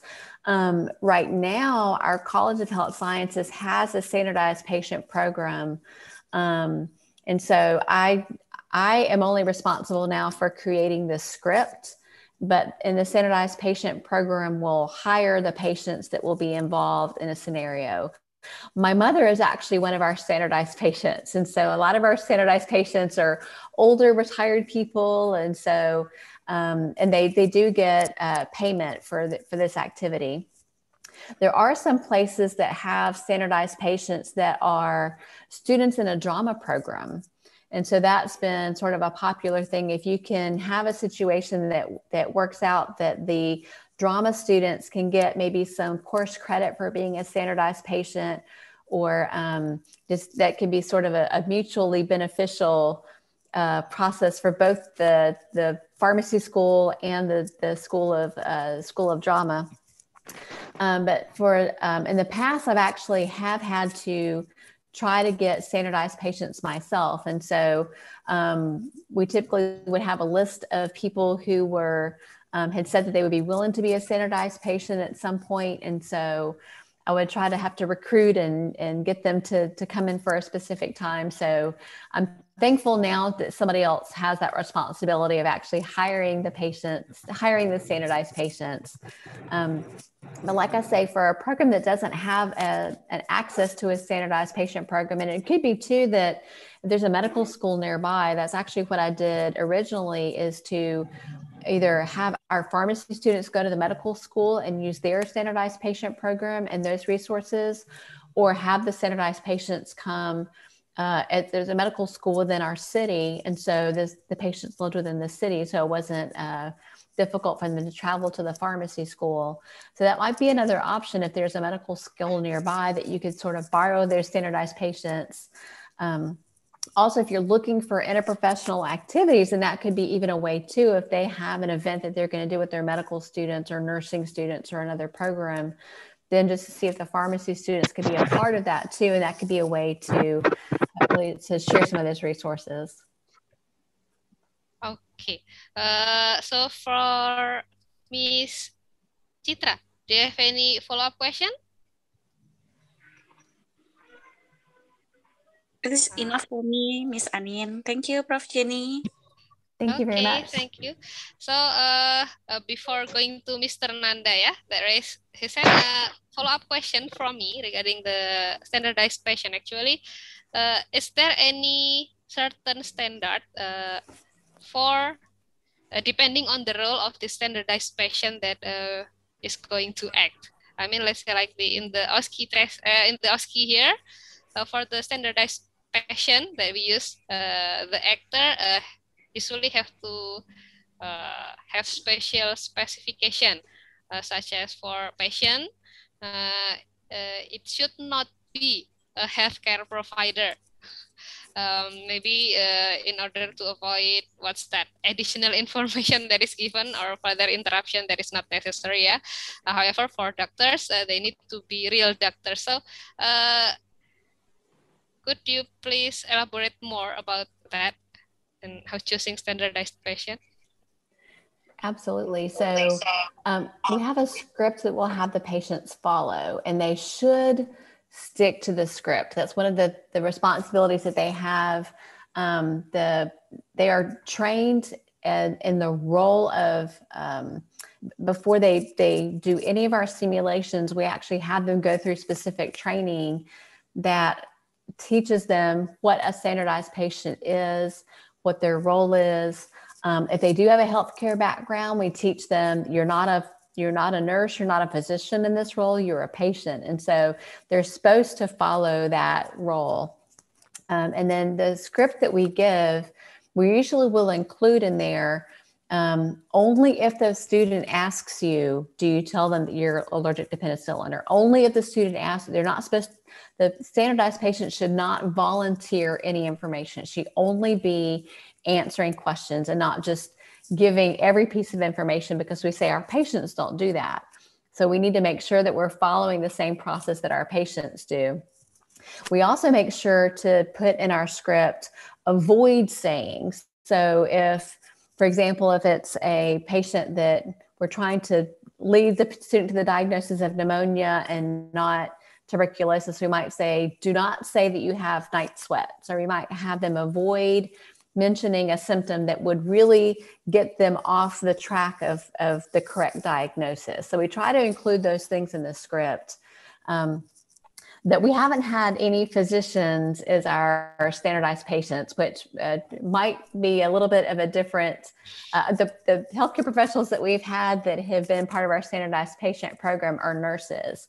And they've actually have been fairly good about not remembering that they're a nurse when they're playing that role of a patient. But we actually, one of the challenges that we have, though, is that since many of our standardized patients are older retired people, mainly because those are the people who are able to be there during the day, they don't, wouldn't have another job to work around. So it's hard for us to have like a 20-something-year-old patient. So we have to get somewhat creative sometimes. And that's one of our biggest struggles, is trying to find young standardized patients.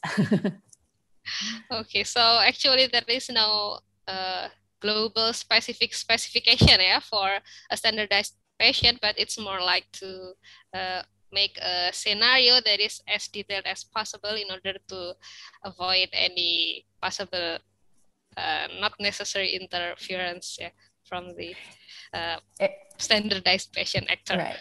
And we actually do one of the things that the standardized patient coordinator does is she gets something of a brief medical history about the standardized patient. So for example, if they have COPD, or if they have an arrhythmia, then it could be that that's a scenario. We might actually want that standardized patient for a case with COPD or an arrhythmia.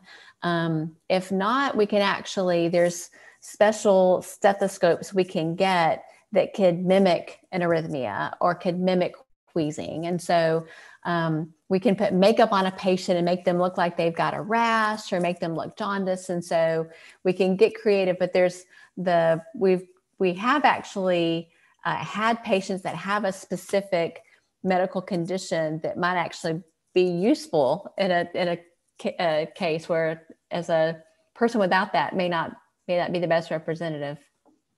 Okay. Wow, that's so awesome. In order to create such setting, we have got so many complicated details to follow. Okay, then, if I'm not mistaken, there was someone who raised their hand. Does anyone want to deliver the next question? Me. Okay, so for Mr. Nanda, please. Okay, thank you so much for the time as given to me. Good morning, Prof. Beall. Good morning. Good morning. So sorry, I cannot switch on my camera because I just woke up and then my eyes still similar with the panda. No problem. No problem. Because I think I'm not wash my face already, and then I still shy for switch on my camera. I understand. Okay. Maybe I'd like to introduce myself. My name is Ananda Muhammad Nafi. I'm a teacher. Yeah, I'm a pharmacist also, and then for now I'm a teacher of physics or and biology in college students in Depok, Indonesia. So, I would like to ask about, you mentioned about pre-brief, right? Pre-brief. I know, I just read some articles because pre-brief is to clearly delineate learning objectives and expectations for the learners participating in an educational activity. I know that because some some learners before started some research, uh, maybe usually they have been to make some hypothesis for making some journals. Maybe from the Professor Jenny Bell, could you tell me about what what does to make a preparation for the learners to make a right journals after they have to already finish their research and then make I mean like for now for at the same time some journals or some articles maybe is it explain some differences of the right hypothesis or the right results. Thank you so much. Sure. So to make sure I understand your question, are you asking about what should be in the pre-brief, or are you asking about research about simulation related to pre-brief? Yeah, pre-brief. I mean like when we started for the research, I mean like to make a great journals, yeah, for the results of the research. I mean like what does we to have preparation for it? I think that I think that the most important thing for that is going to be making sure that you, to me, that's where the dry run really comes in handy. Having the opportunity to practice ahead of time. And in my experience, the problems that I've run into with research is that I set the scenario up in a way that the data aren't going to be useful. And then I wind up not being able to publish. And so I think again, if I'm understanding your question correctly, I think that the most important thing in sort of setting up that research related to the pre-brief and even the simulation and the debrief itself is going to be making sure that kind of testing it out and making sure that you do that dry run and that you have a chance to identify any of those sort of structural problems that you might not have identified before when you were putting it together. That's been mistakes that I've made before. And so that's one thing that I would encourage just to try to fix that. Did that answer your question? Okay, maybe I just read a few days ago about how to simulate it because I know that any pre-course preparation required of the learners should be distributed to all learners within a reasonable time frame.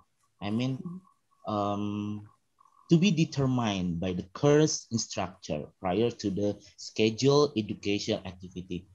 I mean, I still I still didn't understand about that statement. Because how professors to explain about prior to the scheduled educational activity. I mean like when we are talking about activity, it's just like to do something. What does it mean? So and I think one thing that your question points out is something that I've tried to talk to the faculty at my school about, which I think is the difference between knowledge and skills. And so I think that the things that we would have a student do before they even do the preview, before we would even come to the simulation. I'll go back to the example of the inhalers and teaching a patient about inhalers. We usually will give the students maybe a week prior to the simulation. We will let the students know, here's the list of inhalers. You will have to counsel a patient about one of these.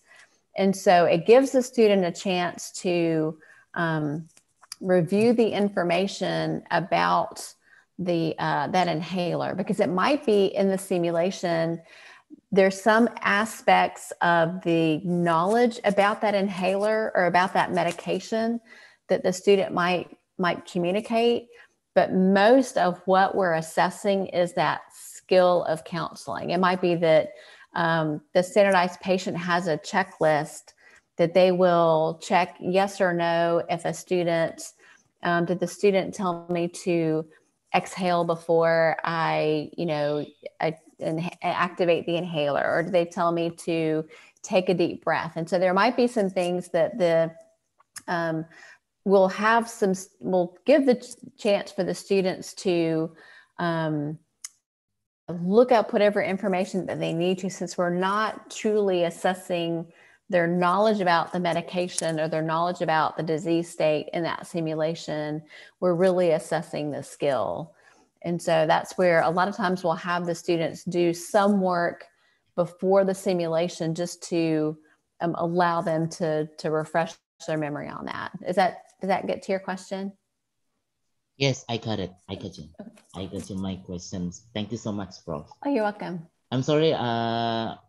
After I woke up, I just directly watch your presentation or this YouTube channel, and then I directly to enter this room Zoom.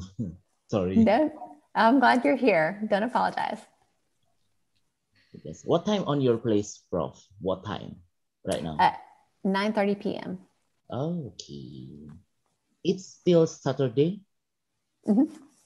Oh, okay. Yep, we're exactly 12 hours behind you. Okay. So how does Sunday look? I hope we can meet with you as soon as possible. I would love that. I would love that. I've not yet been to Indonesia, but I would love to. Okay. Thank you so much, Miss Anindya. Okay, thank you, Mr. Nanda, for the discussion.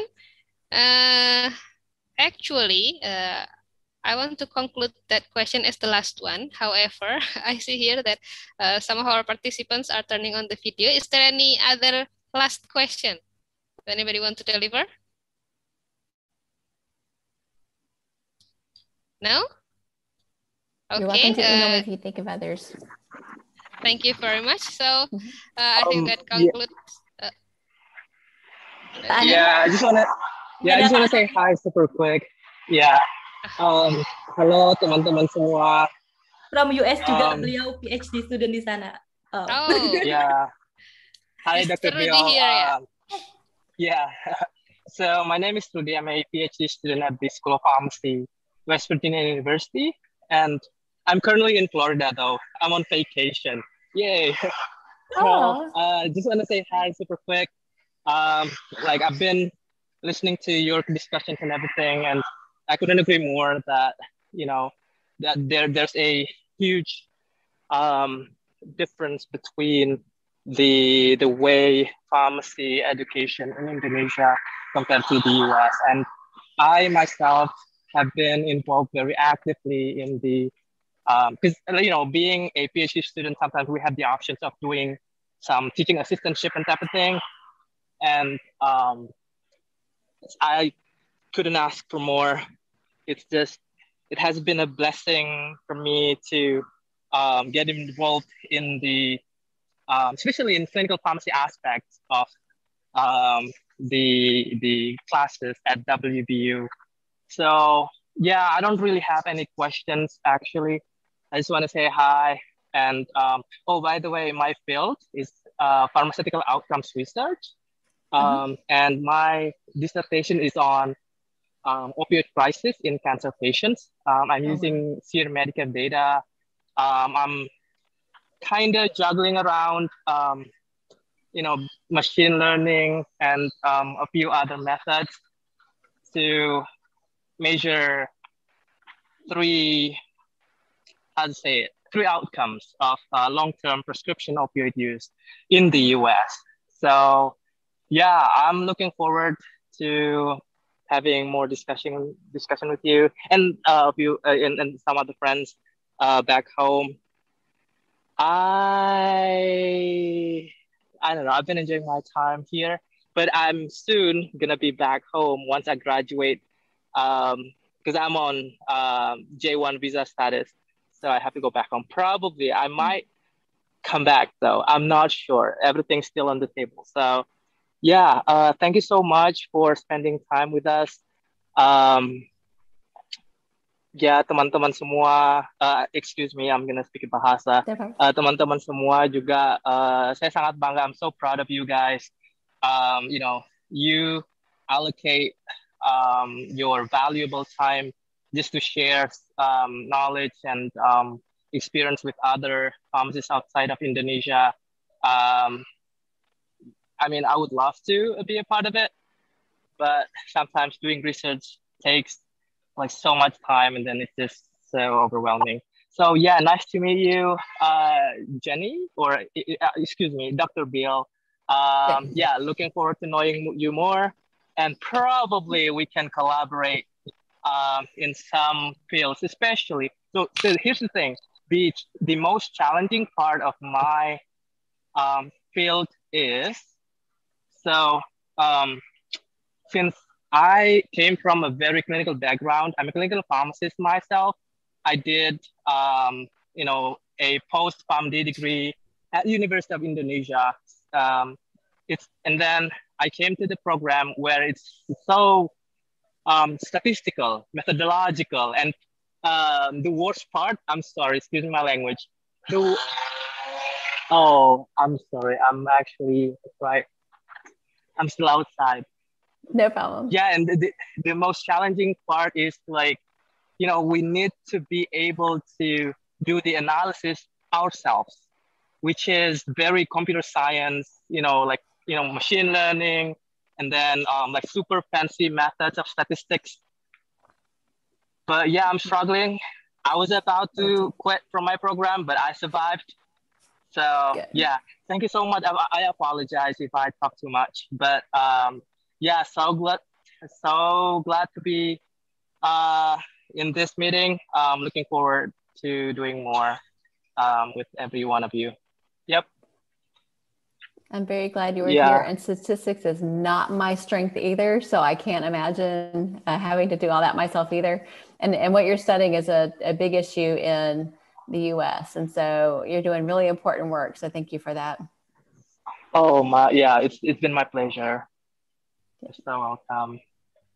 Okay, thank you very much for Mr. Rudy. Yeah, sama-sama. For the hello message for all of us here. It's very, it's great for us to have another APA friends out there in the US that is going to be back here in Indonesia very soon. Yeah. Okay. So to conclude this session, I would like to take a picture. So okay. Okay.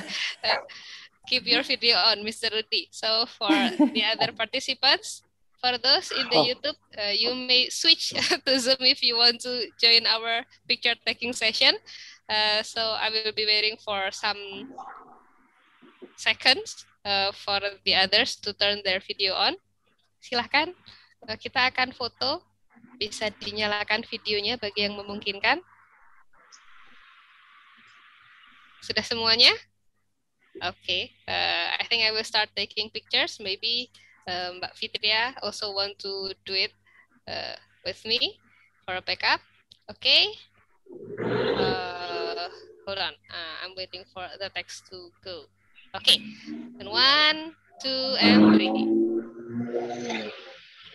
Thank you very much.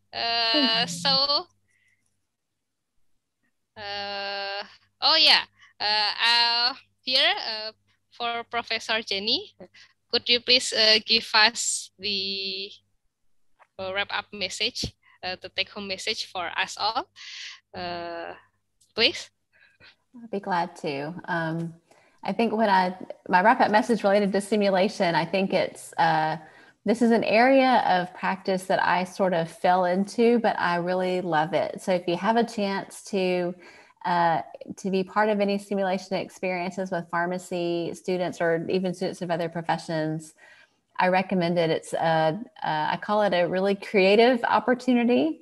And I think it's something that is definitely something we're not trained in as pharmacists, but it's an interesting way to kind of stretch those educational skills that we have. It's also creates a great community among other pharmacists who are involved in simulation, because we can share things with each other. It's a very collaborative, supportive community. So if you have a chance to be a part of it, I recommend it. If you haven't been part of it and have any questions or would like to learn more about it, I'd be more than glad to share any resources with you that I can. And so please feel free to reach out to me, and I would be glad to help you however I can. I'm thrilled to be with you all tonight. This has been such an honor for me. I had the pleasure of getting to meet Fitria when we were in Abu Dhabi back in 2019 for FIP. And so one of the many blessings of that trip was getting to meet you, and to have this lead to this opportunity just is such a wonderful experience for me. I thank you all for all that you're doing for pharmacists in your country. And I watched the talk with Professor Lander, and hearing just some of the things about antimicrobial stewardship in your country, and just knowing that you all are working so hard in that, and it's such an important thing. So thank you so much for all the work that you're doing to keep your patients safe in Indonesia. And I know that it can be challenging work at times, but I'm really thankful for all the work that you do for your patients. Okay, thank you very much, Professor, for the amazing sharing. So this kind of valuable hard work is always pumping up our spirit.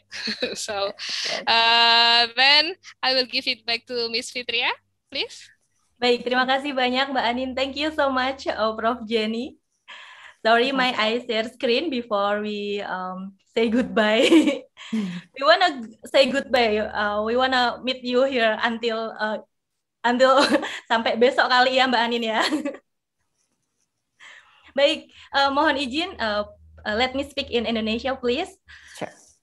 Jadi teman-teman, terima kasih banyak ya. Kita sudah menyelesaikan acara APA Meet Friends Around the World hari ini dengan Prof. Jenny. Dan semoga nanti kita bisa bertemu dengan teman-teman kita lain di belahan dunia yang lain. Ada beberapa teman dari Malaysia, Australia, dan mungkin nanti Kak Rudi juga bisa ya, Kak Rudi ya, attending di kelas Yes, that's it. So we could invite him for another session of APA Meet Friends Around the Globe.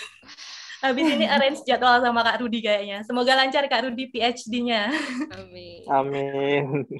Baik, terima kasih. Ini ingin nostalgic sebentar nih bersama Prof. Jenny. Ini pas ketemu di Abu Dhabi ya, Prof ya. Thank you so much. Ini such a great opportunity for me. Dan mohon izin menyampaikan coming soon event dari APA. Jadi sekali lagi ini kalender APA. Hari ini kita sudah selesai. Maaf, ini kalender Juli ya. Menyampaikan aja untuk yang Sabtu depan, kita ada acara geriatric pharmacy special attention needed, nanti bersama apoteker Mahir Syahwelian. Beliau dari Semarang, nanti kita sharing ya bersama Pak Weli panggilannya. Dan sekali lagi reminder bahwa tema kita bulan ini adalah Stop Misinformation About Antibiotics for COVID-19. Jadi sekali lagi teman-teman please handle antimicrobial with care ya, terutama antibiotik. Soalnya ini COVID-19 ini memang butuh perhatian lebih ya, karena dia virus, tapi ternyata ada penyalahgunaan dan penggunaan antibiotik pada pasien COVID-19.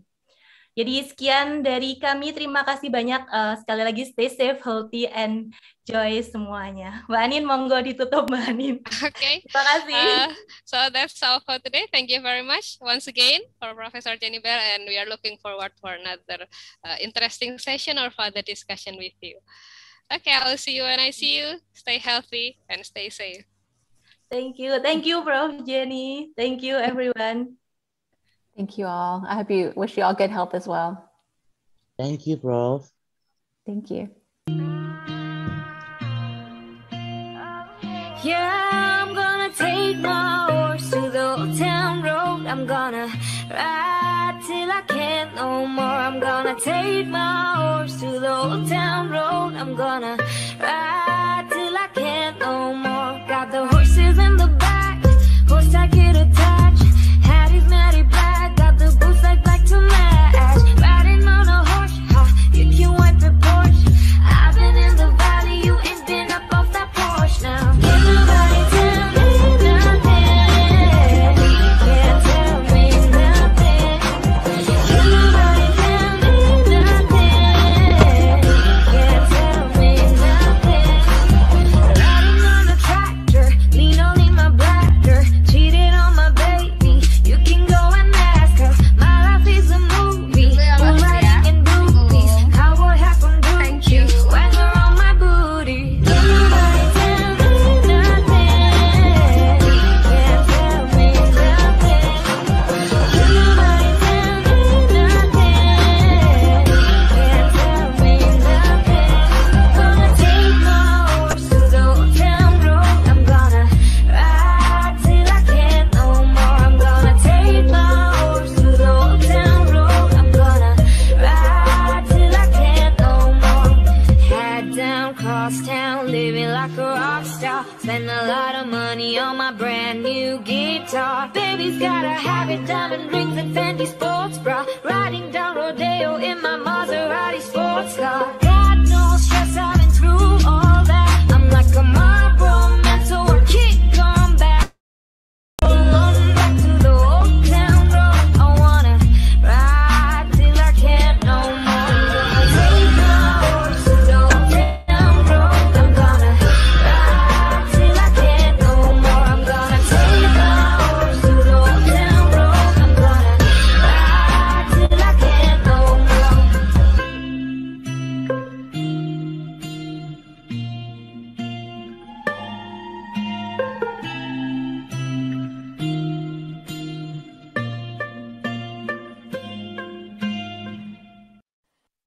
Here's to the ones that we got. Cheers to the wish you were here, but you're not. Cause the dreams bring back all the memories of everything we've been through.